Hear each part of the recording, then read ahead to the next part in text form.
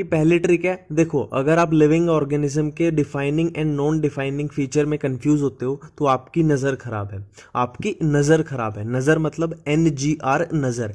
N से हमारे पास आया नॉन डिफाइनिंग, G से हमारे पास आया ग्रोथ और R से हमारे पास आया रिप्रोडक्शन। तो नॉन डिफाइनिंग फीचर है ग्रोथ एंड रिप्रोडक्शन, बस खत्म।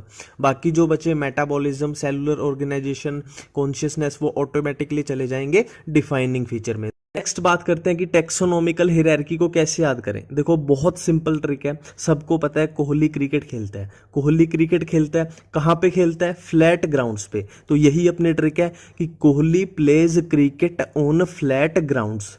Kohli pledge cricket on flat grounds. अब इसमें देखो, अगर हर वर्ड का पहला लेटर उठाओ, जैसे कोहली का K, प्लेज का P, क्रिकेट का C और आगे भी ऐसे ही करोगे तो अपने पास ये सिंपल सी टेक्सोनोमिकल हायरार्की आ जाएगी।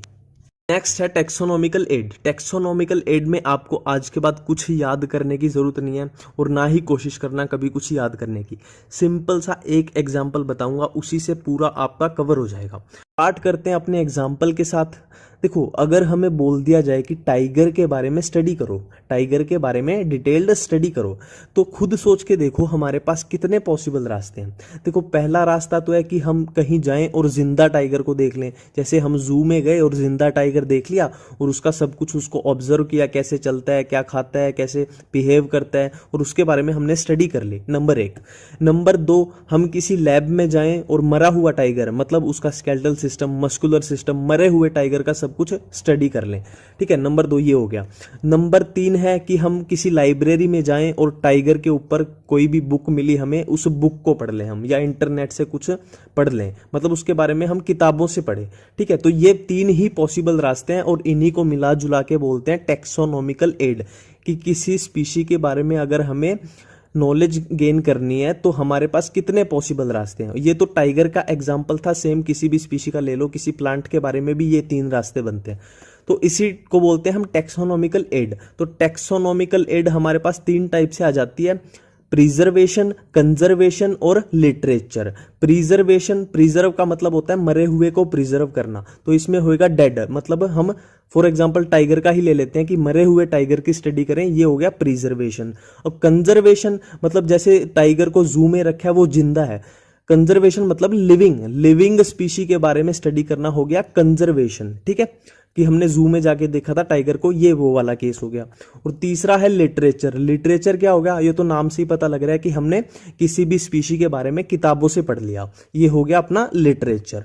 रिजर्वेशन में हमारे पास आ गए हर्बेरियम एंड म्यूजियम। अब ये बात क्लियर होगी कि हर्बेरियम और म्यूजियम में कभी भी लिविंग स्पीशी को नहीं रखा जाता, यहाँ पे हमेशा डेड स्पीशी को रखा जाता है। और कंजर्वेशन में हमारे पास आ गए जूलॉजिकल गार्डन और बोटेनिकल गार्डन। ये तो आपको ही पता है, जू में या बोटेनिकल गार्डन में जिंदा स्पीशीज को रखा जाता है। और लिटरेचर में हमारे पास आ गए फ्लोरा, मैनुअल, मोनोग्राफ्स, कैटालॉग्स, ये सब। बारी बारी से इनको देखते हैं। सबसे पहला है हर्बेरियम। देखो हर्बेरियम के नाम में यार है हर्ब, हर्ब वर्ड रिलेटेड होता है प्लांट्स के, तो सीधी सी बात है हर्बेरियम में रखे जाएंगे प्लांट्स। और कैसे, लिविंग या डेड, तो हर्बेरियम आ रहा था प्रिजर्वेशन के अंडर, तो डेड प्लांट्स रखे जाएंगे हर्बेरियम में। नेक्स्ट हमारे पास है म्यूजियम। तो म्यूजियम में प्रिजर्व किया जाता है प्लांट्स को भी और एनिमल्स को भी, दोनों को। हर्बेरियम में क्या था वर्ड? हर्ब, तो उसमें थे सिर्फ और सिर्फ प्लांट्स। म्यूजियम में दोनों है, प्लांट भी और एनिमल भी। अब लिविंग है या डेड है, तो सिंपल सी बात है, म्यूजियम आता है प्रिजर्वेशन के अंडर, तो इसमें होंगे डेड प्लांट्स प्लस एनिमल्स। अब नेक्स्ट कंजर्वेशन की तरफ चलते हैं। कंजर्वेशन में सबसे पहले बोटेनिकल गार्डन। ये तो अंडरस्टूड है कि बोटेनिकल गार्डन आ रहे हैं कंजर्वेशन के अंडर, तो इसमें रखा जाएगा जिंदा प्लांट्स को। ठीक है, अब देखो इसमें मेन कंफ्यूजन जो होती है, जो एनसीईआरटी में 3 बोटेनिकल गार्डन के नाम दिए हुए हैं और उनसे क्वेश्चन पूछे जाते हैं कि कौन सा कहाँ पे सिचुएटेड है। अब इसको सिंपल से ट्रिक की हेल्प से एक एक करके निपटाते हैं। देखो सबसे पहला है क्यू बोटेनिकल गार्डन है इंग्लैंड में। इसको कैसे याद करें? देखो आप सबको पता होगा कि इंग्लैंड के लोगों को रॉयल बोला जाता है। रॉयल मतलब किंग, तो इंग्लैंड मतलब किंगलैंड, इंग्लैंड मतलब किंगलैंड। इंग्लैंड वर्ड के के से हमें याद आएगा क्यू, तो क्यू बोटेनिकल गार्डन कहाँ पे आ गया, इंग्लैंड में। अब देखो एनसीईआरटी में इंडिया के दो बोटेनिकल गार्डन दिए हुए हैं, एक है इंडियन और एक है नेशनल, एक है इंडियन और एक है नेशनल। अब इनमें से एक है हावड़ा में, एक है लखनऊ में। अब यही कंफ्यूजन हमें हो जाती है कि कौन सा हावड़ा में है, कौन सा लखनऊ में। तो सिंपल सी ट्रिक है, देखो लखनऊ को देखो, लखनऊ वर्ड में आ रहा है लेटर एल, लखनऊ में आ रहा है एल, और नेशनल और इंडियन में देख लो अब कौन से वर्ड में एल आ रहा है। इंडियन में एल नहीं है तो ये कट गया, नेशनल में एल आ रहा है, तो एल को एल से मैच करा दो, नेशनल हो जाएगा लखनऊ में और ऑटोमेटिकली इंडियन हो जाएगा हावड़ा में। कंजर्वेशन में हमारे पास बोटेनिकल गार्डन के बाद बचा जूलॉजिकल गार्डन। जूलॉजिकल गार्डन क्या होता है, जू होता है, चिड़ियाघर होता है, तो चिड़ियाघर में क्या रखते हैं, जिंदा एनिमल्स। अब थोड़ी इंपॉर्टेंट बात करते हैं लिटरेचर पे। देखो लिटरेचर में जितना भी एनसीईआरटी में दिया हुआ है उन्हीं के नाम से इतनी सिंपल ट्रिक बताऊंगा आपको, आज के बाद ये कभी नहीं भूलने वाले, ठीक है। तो लिटरेचर में क्या दिया हुआ है हमारे पास एनसीईआरटी में, फ्लोरा, मैनुअल्स, मोनोग्राफ्स। अब देखो एक एक करके बात करते हैं। फ्लोरा, फ्लोरा तो नाम से ही पता लग रहा है, फ्लोरा मतलब फ्लावर्स। फ्लावर्स किस पे लगते हैं, प्लांट्स पे। तो फ्लोरा में हम स्टडी करते हैं प्लांट्स के बारे में, सिंपल खत्म। अब नेक्स्ट है मैनुअल। अब मैनुअल देखो, मैनुअल वर्ड के पहले तीन लेटर हैं MAN, MAN, इनको उल्टा कर दे तो क्या हो जाएगा, NAM मतलब नेम। तो मैनुअल में हम एनसीईआरटी की लाइन बता रहा हूं, मैनुअल में हम क्या करते हैं, क्या पढ़ते हैं, नेम ऑफ द स्पीशी, खत्म एनसीईआरटी की लाइन। अब नेक्स्ट है मोनोग्राफ। अब देखो मोनो क्या होता है, मोनो मतलब होता है एक, मोनो मतलब वन। तो सिंपल सी एनसीईआरटी की लाइन है कि मोनोग्राफ में इंफॉर्मेशन होती है एक टेक्सोन के बारे में, वन टेक्सोन के बारे में। तो वन मतलब मोनो, तो मोनोग्राफ से हो गया वन टेक्सोन की इंफॉर्मेशन।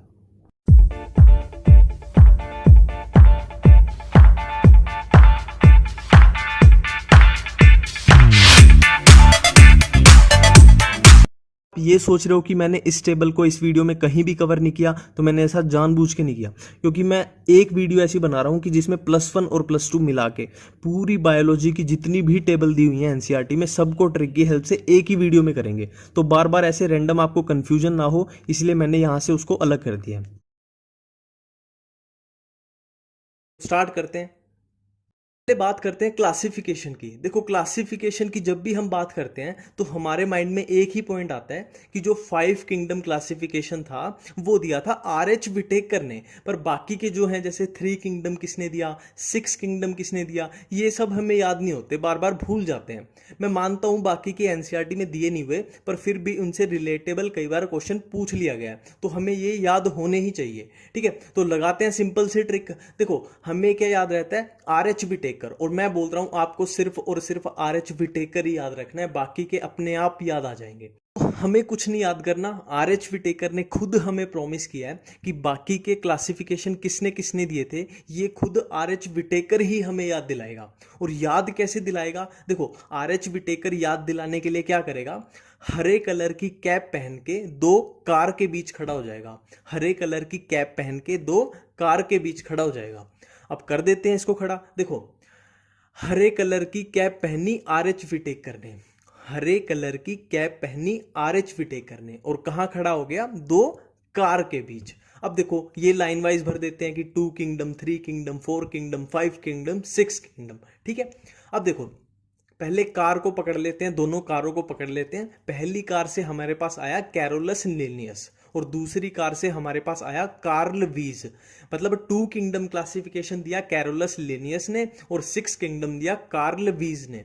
अब 3 किंगडम पे आते हैं, 3 किंगडम पे हरी, हरी से हमें याद आएगा हैक्कल, तो 3 किंगडम दिया हैक्कल ने। फिर 4 किंगडम पे आते हैं, 4 किंगडम पे अब देखो हरी कैप, कैप से हमें याद आएगा कोपलैंड, तो 4 किंगडम क्लासिफिकेशन दिया कोपलैंड ने। और 5 किंगडम RH विटेकर, ये तो हमें पता ही था, ठीक है। तो ये अपना कंप्लीट हो गया। बात करते हैं किंगडम मुनेरा की। तो मुनेरा में क्या होता है, बैक्टीरिया। तो बैक्टीरिया की अगर आप एनसीईआरटी में पढ़ो तो सेल वॉल को ही लेके कंफ्यूजन है, बाकी कुछ ऐसा खास है नहीं है, ठीक है। तो बैक्टीरियल सेल वॉल, सिंपल सी ट्रिक है। देखो पेप्सी अनहेल्दी होती है, सबको पता है, तो बाप पेप्सी पीने पे मारता है, बाप पेप्सी पीने पे मारता है। तो बाप से हमारे पास आया बैक्टीरिया, पेप्सी से आया पेप्टाइडोग्लाइकन और मार्ता से आया म्यूरिन। तो bacterial cell wall made up of peptidoglycan और म्यूरिन। नेक्स्ट हम करने वाले हैं प्रोटिस्टा। प्रोटिस्टा हमारे पास एनसीईआरटी में 5 टाइप के दिए हुए हैं। क्राइसोफाइट्स, डाइनोफ्लैजिलेट्स, यूग्लिनोइड्स, स्लाइम माउल्ट्स और प्रोटोजोन्स। सबसे पहले है क्राइसोफाइट्स। क्राइसोफाइट्स का एक दूसरा नाम याद रखना, डाई एटम्स। वैसे तो डाई एटम्स क्राइसोफाइट्स के अंडर आते हैं, पर तुम ऐसे याद रखना कि क्राइसोफाइट्स का दूसरा नाम डाई एटम्स, बस। ठीक है। अब देखो क्राइसोफाइट्स वर्ड को देखो। क्राइसोफाइट्स जो वर्ड है वो स्टार्ट हो रहा है लेटर सी से। C for chrysophytes, C for chief producers. तो chief producers of the ocean कौन से हो गए? क्राइसोफाइट्स। अब फिर से सी को पकड़ लो। सी फॉर क्राइसोफाइट्स, सी फॉर चमकदार। चमकदार मतलब क्राइसोफाइट्स की सेल वॉल में होगी सिलिका, सिलिका होगी, इसलिए वो सी फॉर चमकदार है। ठीक है। अब देखो नेक्स्ट, अब पकड़ लो डाई एटम को। अब डाई एटम वर्ड में आ रहा है एटम, और हम फिजिक्स या केमिस्ट्री में जब एटम चैप्टर पढ़ते हैं तो हम क्या पढ़ते हैं? शेल, सब शेल। तो एटम वर्ड से हमें याद आएगा शेल, मतलब जो डाई एटम्स या क्राइसोफाइट्स की जो सेल वॉल होती है वो होती है ओवरलैपिंग शेल्स की फॉर्म में। नेक्स्ट है हमारे पास डाइनोफ्लैजिलेट्स। डाइनोफ्लैजिलेट्स में हम इसके नाम से जितना भी एनसीईआरटी में दिया हुआ है पूरा इसके नाम से ही कवर कर देंगे। ठीक है। देखो डाइनोफ्लैजिलेट्स वर्ड को अगर आप देखते हो तो इसके लास्ट में आ रहा है लेट्स। लेट्स से हमें याद आएगा प्लेट्स। ये प्लेट्स वो है जिसमें हम खाना खाते हैं, तो आपको प्लेट्स याद आ गया तो आपका डाइनोफ्लैजिलेट पूरा खत्म। देखो प्लेट्स हमें क्या क्या याद दिलाएगा? पहला पॉइंट, प्लेट्स हमें याद दिलाएगा कि डाइनोफ्लैजिलेट में जो सेल वॉल होती है वो होती है सेलुलोज प्लेट्स की फॉर्म में। पहला पॉइंट क्लियर। अब दूसरा पॉइंट देखो, आप मार्केट जाते हो, प्लेट्स खरीद के लाते हो जिसमें खाना खाते हैं, वो वाली प्लेट्स प्लेट्स खरीद के लाते हैं। तो आजकल आपने देखा होगा कि कितनी कलरफुल प्लेट्स मिलती हैं, कितनी कलरफुल प्लेट्स मिलती हैं। तो दूसरा पॉइंट याद आया, कलरफुल, मतलब जो डाइनोफ्लैजिलेट्स होते हैं वो कलरफुल होते हैं। एनसीईआरटी की लाइन है। अब तीसरा पॉइंट देखो, आपको भी पता है कि जो प्लेट्स पे कलर किया है वो एक टाइप का केमिकल है, वो एक टाइप का केमिकल है, और उस प्लेट में आप खाना खाओगे तो वो केमिकल खाने के साथ थोड़ा बहुत आपके अंदर भी जाएगा, और आपके अंदर वो केमिकल गया तो वो किस चीज का काम करेगा? टॉक्सिन का। तो टॉक्सिन कौन रिलीज करता है? डाइनोफ्लैजिलेट्स। डाइनोफ्लैजिलेट्स टॉक्सिन भी रिलीज करते हैं। नेक्स्ट है यूग्लिनोइड्स। यूग्लिनोइड्स में एक ही पॉइंट है जिसमें कंफ्यूजन हो सकती है, सिंपल याद रखना, electrical pole. Electrical pole, electrical से हमें याद आएगा यूग्लिनोइड्स, और पोल से हमें याद आएगा पेलिकल। तो यूग्लिनोइड में सेल वॉल की जगह पेलिकल प्रेजेंट होती है। ठीक। अब नेक्स्ट है स्लाइम माउल्ड। अब देखो स्लाइम माउल्ड में हम पकड़ लेते हैं माउल्ड वर्ड को। माउल्ड से हमें याद आएगा मोडियम, और मोडियम से हमें याद आएगा प्लाज्मोडियम। माउल्ड, मोडियम, प्लाज्मोडियम। तो स्लाइम माउल्ड में प्लाज्मोडियम की फॉर्मेशन होती है। कैसी कंडीशंस में? फेवरेबल कंडीशंस में। तो अनफेवरेबल में किसकी फॉर्मेशन होगी? अनफेवरेबल में होगी स्पोर की फॉर्मेशन। तो इसमें तो कोई कंफ्यूजन नहीं है, सबको पता है कि स्पोर जो होती है वो प्रोटेक्टेड स्ट्रक्चर होती है। तो अनफेवरेबल कंडीशन में ही स्पोर बनेंगे, तो ऑटोमेटिकली फेवरेबल में हो जाएंगे प्लाज्मोडियम। हमारे पास प्रोटिस्टा में बचता है प्रोटोजोन्स। प्रोटोजोन्स एनसीईआरटी में 4 टाइप के दिए हुए हैं, एमीबोइड, फ्लैजिलेटेड, सिलिएटेड, स्पोरोजोन्स। देखो इनको अगर आप एनसीईआरटी में पढ़ते हो तो ऐसा कुछ खास कंफ्यूजन नहीं मिलेगी आपको। हाँ बस एग्जाम्पल में थोड़ी कंफ्यूजन हो जाती है, वो भी सिर्फ फ्लैजिलेटेड और सिलिएटेड में। फिर भी हम एक एक करके सबके एग्जाम्पल देख लेते हैं। देखो पहला अमीबोइड। अमीबोइड का तो नाम से ही हो जाएगा अमीबा, अमीबा तो एंट अमीबा, तो ये तो सिंपल है। और एक स्पोरोजोन्स का देख लेते हैं। देखो आपने मलेरिया साइकिल में पढ़ा होगा, स्पोरोजोइट्स होते हैं वहां पे। स्पोरोजोइट्स वो यहीं से वर्ड आया स्पोरोजोन से। और मलेरियल पैरासाइट क्या होता है? प्लाज्मोडियम। तो स्पोरोजोन्स में आ जाएगा प्लाज्मोडियम, ये भी सिंपल है, याद नहीं करना कुछ। अब बारी आती है फ्लैजिलेटेड और सिलिएटेड की। इसमें एग्जाम्पल 2 दिए हुए, पैरामीशियम और ट्रिपेनोजोमा। अब हमें कंफ्यूजन हो जाती है कि फ्लैजिलेटेड का कौन सा था और सिलिएटेड का कौन सा था। तो बहुत सिंपल सी बात है, देखो सिलिएटेड स्टार्ट हो रहा है सी आई से, सी आई, तो सी आई को पकड़ लो। अब सी आई ट्रिपेनोजोमा में आ रहा है या पैरामीशियम में? पैरामीशियम में आ रहा है सी आई, तो सिलिएटेड का एग्जाम्पल हो जाएगा पैरामीशियम, और ऑटोमेटिकली फ्लैजिलेटेड का हो जाएगा ट्रिपेनोजोमा। हम स्टार्ट करते हैं फंजाई। देखो फंजाई में मेन 2 ही चीजें हैं और दोनों बार बार कंफ्यूजन क्रिएट करती हैं। एक तो है स्पोर, कहीं भी आ जाते हैं कि कौन सी फंजाई में कौन सा स्पोर होता है, एसेक्सुअल कौन सा होता है, सेक्सुअल कौन सा होता है, और दूसरे हैं एग्जाम्पल्स। ये ही दोनों बार बार कंफ्यूजन क्रिएट करते रहते हैं। तो सिंपल सी ट्रिक लगाएंगे और इन दोनों को हमेशा के लिए खत्म कर देंगे आज ही।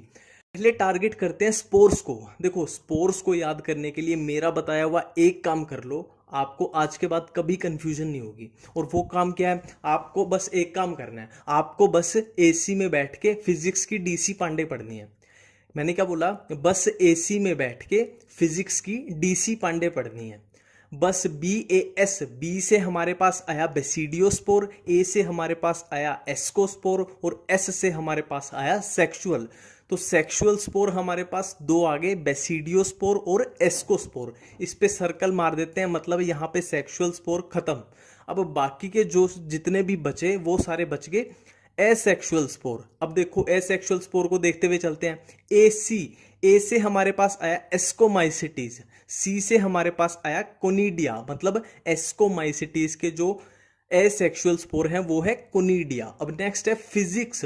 फिजिक्स में फिजिक्स से हमारे पास आया फाइकोमाइसिटीज और फिजिक्स के लास्ट एस लेटर से हमारे पास आया स्पोरेंजियोस्पोर। अब स्पोरेंजियोस्पोर हमारे पास दो दिए हुए हैं, जूस्पोर और अप्लानोस्पोर्स। ठीक है, ये इसी के अंडर आ जाएंगे। स्पोरेंजियोस्पोर दो टाइप के होते हैं। अब लास्ट है डीसी। डी से हमारे पास आया ड्यूटेरोमाइसिटीज और सी से आया कोनिडिया, मतलब ड्यूटेरोमाइसिटीज में जो एसेक्सुअल स्पोर होंगे वो होंगे कोनिडिया। तो ये हमारे सारे स्पोर कवर हो गए कि कौन सी फंजाई में किस टाइप के स्पोर होते हैं। फाइकोमाइसिटीज के एग्जाम्पल्स को कैसे याद रखें, बहुत सिंपल ट्रिक है। देखो फिजिक्स में फेल हो गया राम, फिजिक्स में फेल हो गया राम, फिजिक्स से हमें याद आया फाइकोमाइसिटीज और राम के आर से हमें याद आया राइजोपस और ए से अल्ब्यूगो और एम से म्यूकर। सीडियोमाइसिटीज के एग्जाम्पल्स को कैसे याद रखें, बहुत सिंपल ट्रिक है। देखो बासमती सबको पता होगा क्या होता है, बासमती एक राइस की वैरायटी है, बासमती एक राइस की वैरायटी है। तो बासमती जो राइस है उसको किसने डिस्कवर किया था, तो बासमती है एग्रीकल्चर फील्ड से रिलेटेड है, तो इसको डिस्कवर किया था पंजाब एग्रीकल्चर यूनिवर्सिटी ने। बासमती राइस को डिस्कवर किया पंजाब एग्रीकल्चर यूनिवर्सिटी ने। तो बासमती के BAS से हमें याद आया बेसिडियोमाइसिटीज और Punjab agriculture university PAU, P से हमारे पास आया पक्सीनिया, ए से हमारे पास आया अगेरिकस और यू से हमारे पास आया अस्टिलागो। ड्यूटेरोमाइसिटीज के एग्जाम्पल्स को कैसे याद रखें, देखो सिंपल है, कुत्ते बिल्ली का खेल है। मतलब ड्यूटेरोमाइसिटीज के डी से हमें याद आया डॉग और डॉग किसके पीछे भागेगा, कैट के पीछे। तो कैट के सी से हमारे पास आया कलेक्टोट्राइकम, ए से हमारे पास आया ऑल्टरनेरिया और टी से हमारे पास आया ट्राइकोडर्मा।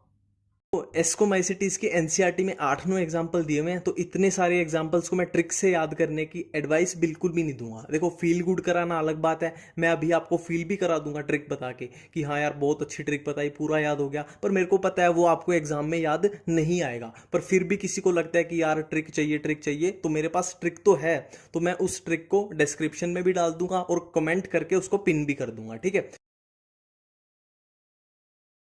नेक्स्ट हम करने वाले हैं कि वायरस के रिलेटेड जितनी भी ट्रिक्स हैं, जितनी भी कंफ्यूजन्स हैं, तो सबसे पहले हम वायरस के रिलेटेड जितने भी साइंटिस्ट एनसीईआरटी में दिए हुए हैं सबसे पहले उनको निपटा लेते हैं। तो स्टार्ट करते हैं। सबसे पहले है कि नेम वायरस गिवन बाय, कि जो वायरस नाम था वो किसने दिया, मतलब वायरस का नामकरण किसने किया। अब नामकरण कौन करते हैं, नामकरण करते हैं Pandit ji. P for Pandit ji, P for Pasteur, खत्म। नेक्स्ट है कि कौन से साइंटिस्ट ने बताया था कि जो वायरस है वो टोबैको में मोज़ेक डिजीज कॉज करता है। अब देखो टोबैको वर्ड से हमें याद आएगा सिगरेट, सिगरेट में टोबैको होता है, तो टोबैको से याद आया सिगरेट। तो सिगरेट का धुआं लोग कहाँ उड़ाते हैं, स्काई में, आसमान में, स्काई में। तो स्काई से हमें याद आ गया इवानो स्काई। तो इवानो स्काई ने बताया था कि virus mosaic disease of tobacco cause करता है। नेक्स्ट है कि जो ये टर्म है कंटेजियम वाइवम फ्लूइडम, इसका यूज वायरस के लिए किसने किया था। तो देखो हर वर्ड का पहला पहला लेटर उठा लो, कंटेजियम से उठाया C, वाइवम से उठाया V और फ्लूइडम से उठाया F, तो ये बन गया CVF। तो ये देखने में ऐसा नहीं लग रहा कि चाइना वर्सेस फ्रांस का कोई मैच है। चाइना वर्सेस फ्रांस का कोई मैच है और चाइना का मैच है तो कहाँ पे खेला जाएगा, चाइना की कैपिटल में मतलब बीजिंग में। तो इसका आंसर हो जाएगा MW बिजरैन जो भी इसको आप बोलते हैं बिजरैन बीजिंग से याद आएगा बिजरैन तो कंटेजियम वाइवम फ्लूइडम यूज किया था बिजरैन ने, ठीक है। अब नेक्स्ट है कि वायरस के क्रिस्टल किसने बनाए थे, वायरस के क्रिस्टल किसने बनाया था। तो ये इसके नाम में छुपा हुआ है साइंटिस्ट का नाम। अगर क्रिस्टल वर्ड में आप क्राई को काट देते हो तो हमारे पास बचता है STAL, तो ये याद दिला देगा स्टैनले की, ये तो नाम से याद आ गया, ठीक है। अब लास्ट है वायरस का साइंटिस्ट, वायरस रिलेटेड वायरोइड की डिस्कवरी किसने की थी। अब देखो वायरोइड नाम को आप देखो, वायरोइड नाम ऐसा नहीं लग रहा कि मिलके बना है वायरस प्लस डी से, वायरस प्लस डी को मिला दे तो बनता है वायरोइड। तो डी से हमें याद आ जाएगा डाइनर, डी से हमें याद आएगा डाइनर कि डाइनर ने डिस्कवरी की थी वायरोइड की। वायरस के रिलेटेड लास्ट कंफ्यूजन को भी दूर कर लेते हैं। देखो जब हम वायरस पढ़ते हैं तो ये तीन चीजें हमें बार बार कंफ्यूज करती हैं। पहला वायरस, दूसरा प्रायोन्स, तीसरा वायरोइड्स। तो देखो इनमें क्या डिफरेंस होता है। वायरस का तो हम सबको पता है कि वायरस में न्यूक्लिक एसिड भी होता है और प्रोटीन भी होता है। अब नेक्स्ट आ जाओ प्रायोन्स पे। देखो प्रायोन्स स्टार्ट हो रहा है पी से, तो P for prion, P for protein. तो प्रायोन्स में होगा ओनली प्रोटीन, इसमें न्यूक्लिक एसिड होता है अब्सेंट। तो नेक्स्ट है वायरोइड्स, वायरोइड्स को प्रायोन्स के ऑपोजिट कर दो, मतलब इसमें होगा सिर्फ न्यूक्लिक एसिड। देखो मान के चलते हैं कि हमें चैप्टर के बारे में कुछ नहीं पता, सिर्फ और सिर्फ चैप्टर का नाम पता है और चैप्टर का नाम है प्लांट किंगडम। मतलब हमारे पास सिर्फ एक ही वर्ड है प्लांट्स, हमारे पास सिर्फ है प्लांट्स। अब प्लांट्स का हमें करना क्या है, हमें प्लांट्स को डिवाइड कर देना है, हमें प्लांट्स को डिवाइड कर देना है। अब डिवाइड किस बेस पे करना है, डिवाइड करना है एम्ब्रियो की प्रेजेंस के बेस पे। तो प्लांट हमारे पास दो टाइप के आगे, पहला टाइप है कि जिन प्लांट्स में एम्ब्रियो अब्सेंट होता है और दूसरा टाइप है जिन प्लांट्स में एम्ब्रियो प्रेजेंट होता है। तो ऐसे प्लांट्स जिनमें एम्ब्रियो अब्सेंट होता है हम उनको बोलते हैं थैलोफाइटा, और जिन प्लांट्स में एम्ब्रियो प्रेजेंट होता है हम उनको बोलते हैं एम्ब्रियोफाइटा। तो ये तो नाम से ही हो गया कि एम्ब्रियो प्रेजेंट है तो एम्ब्रियोफाइटा। अब अगर एक बात बोल दूं मैं कि थैलोफाइटा जो होते हैं वो प्रिमिटिव प्लांट्स हैं और एम्ब्रियोफाइटा जो हैं वो थोड़े एडवांस प्लांट हैं, तो इसमें कंफ्यूजन नहीं होनी चाहिए। क्यों नहीं होनी चाहिए, क्योंकि थैलोफाइटा इतने पुराने हैं, इतने प्रिमिटिव हैं कि उनमें एम्ब्रियो तक अब्सेंट है, इतने पिछड़े हुए हैं उनमें एम्ब्रियो तक भी अब्सेंट है। और एम्ब्रियोफाइटा में एम्ब्रियो आ गया और भी बहुत सारी चीजें आ गई जो आगे चैप्टर में पढ़ेंगे, तो एम्ब्रियोफाइटा हो गए थोड़े एडवांस। अब देखो इसी से सारे पॉइंट बन जाएंगे हमारे। देखो थैलोफाइटा है प्रिमिटिव, मतलब इनमें प्रिमिटिव कैरेक्टर होंगे। तो पहला पॉइंट हमारा बना कि जो गेमीट होंगे थैलोफाइटा में वो होंगे unicellular and unjacketed. Unicellular primitive character है और अनजैकेटेड मतलब वो प्रोटेक्शन नहीं है गेमीट के पास, तो ये याद हो गया हमें। तो एम्ब्रियोफाइटा में गेमीट्स कैसे होंगे, उसमें यूनिसेलुलर है, तो एम्ब्रियोफाइटा में है एडवांस कैरेक्टर, मतलब गेमीट हो जाएंगे मल्टी सेलुलर एंड जैकेटेड, मतलब मल्टी सेलुलर भी हो गए और जैकेटेड मतलब प्रोटेक्शन भी आ गई, ठीक है। तो नेक्स्ट पॉइंट देखते हैं अब मियोसिस, ये बार बार कंफ्यूजन करता है, मियोसिस कैसी होती है। देखो थैलोफाइटा में होगी जाइगोटिक मियोसिस और एम्ब्रियोफाइटा में होगी गैमीटिक मियोसिस। अब इसको कैसे याद रखें, देखो सिंपल सी बात है, एम्ब्रियोफाइटा ने गैमीट को जैकेट दी थी, एम्ब्रियोफाइटा ने गैमीट को जैकेट दी थी और थैलोफाइटा ने गैमीट को ऐसे ही छोड़ दिया था मरने के लिए अनजैकेटेड। तो गैमीट को जिसने जैकेट दी तो गैमीट भी तो उसको बदले में कुछ देगा, तो एम्ब्रियोफाइटा ने गैमीट को जैकेट दी तो गैमीट ने बदले में एम्ब्रियोफाइटा को दी मियोसिस, तो एम्ब्रियोफाइटा में होगी गैमीटिक मियोसिस, तो ऑटोमेटिकली है थैलोफाइटा में होगी जाइगोटिक मियोसिस। अब नेक्स्ट बात करते हैं कि थैलोफाइटा में कौन से प्लांट्स हैं। देखो थैलोफाइटा में सिंपल है एल्गी, सिर्फ एल्गी, और जो बाकी बचे ब्रायोफाइट, टेरिडोफाइट, जिम्नोस्पर्म, एंजियोस्पर्म, वो सारे आ जाएंगे एम्ब्रियोफाइटा में। अब देखो इन सिंपल सी बातों से आपके कितने क्वेश्चन सॉल्व हो सकते हैं। अभी आपसे कोई भी पूछ ले कि ब्रायोफाइटा में गेमीट कैसे होते हैं, तो आप बता दोगे मल्टी सेलुलर होते हैं, जैकेटेड होते हैं। और पूछ ले टेरिडोफाइटा में एम्ब्रियो प्रेजेंट होता है कि नहीं होता, जी होता है क्योंकि वो एम्ब्रियोफाइटा के अंडर आ रहा था, ठीक है। और मियोसिस कैसे होती है, एल्गी में मियोसिस कैसी होती है, तो डायरेक्ट है जाइगोटिक मियोसिस होती है। तो कोई अभी घुमा फिरा के कुछ भी पूछ लो, बहुत ईजी हो गया। अब हम चलते हैं वीडियो के दूसरे पार्ट में। देखो जो भी एनसीईआरटी में कंफ्यूजन जितनी भी हैं सारी कंपैरेटिवली कवर करा दूंगा, वीडियो को ध्यान से देखते रहना बस, ठीक है।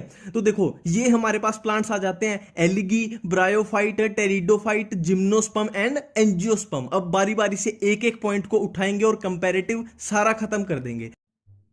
तो पहला पॉइंट है रूट स्टेम लीव्स, किसमें प्रेजेंट है किसमें एब्सेंट। तो true root stem leaves algae में एब्सेंट, ब्रायोफाइट में एब्सेंट, टेरिडोफाइट में प्रेजेंट।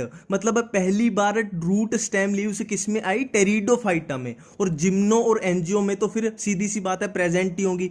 तो ये आपको फ्लो समझ में आ रहा है कि जो चीज टेरिडोफाइट में पहली बार आई तो सीधी सी बात है वो जिम्नो और एंजियो में तो प्रेजेंट होनी है, ठीक है। जैसे कोई भी कैरेक्टर हो गया, अगर ब्रायोफाइट में पहली बार आपको दिखा तो ब्रायोफाइट से नीचे जितने भी हैं टेरिडो, जिम्नो, एंजियो, उनमें तो वो होगा ही होगा, ठीक है। तो ये समझ लो बस, सारे इजी हो जाएंगे।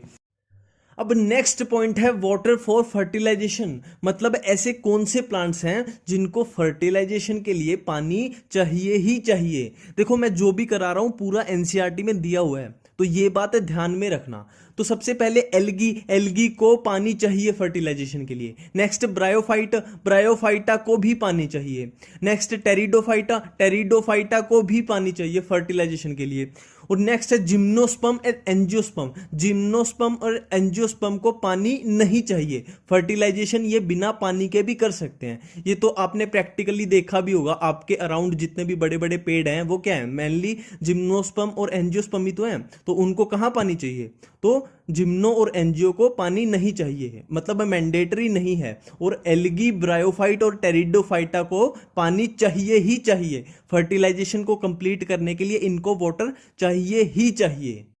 अब नेक्स्ट पॉइंट है लाइफ साइकिल। तो लाइफ साइकिल एल्गी में हैप्लोन्टिक, ब्रायोफाइटा में हैप्लोडिप्लोन्टिक, टेरिडोफाइटा में डिप्लोहैप्लोन्टिक, जिम्नोस्पर्म में डिप्लोन्टिक और एंजियोस्पर्म में भी डिप्लोन्टिक।